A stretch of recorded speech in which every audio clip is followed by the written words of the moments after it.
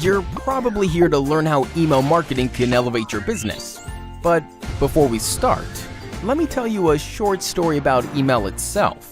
The history of electronic mail stretches far back, all the way to the 1960s. So it's actually older than the internet. So yeah, it's been with us a very long time.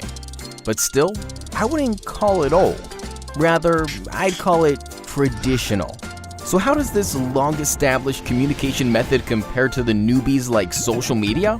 Well, first off, many people simply don't like social networks. They're not active on them or haven't even set up an account. But everybody's got email, right? Secondly, most of the other marketing tools out there, like PPC, are great for bringing in new customers. But they're poorly applicable when it comes to maintaining relationships with them. On the other hand, email marketing can be used for both. Let's see how. Imagine that a small gift, a discount, or let's say free shipping is offered to your prospect if he subscribes to your email newsletter.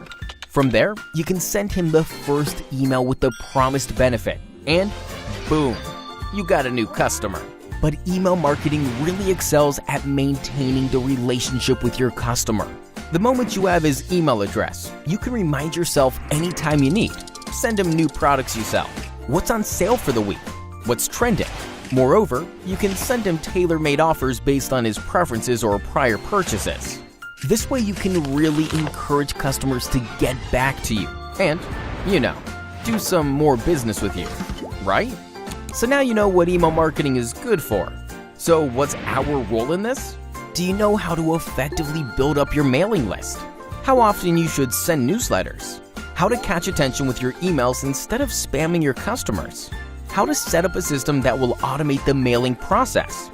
Well, those are questions we'll be happy to answer.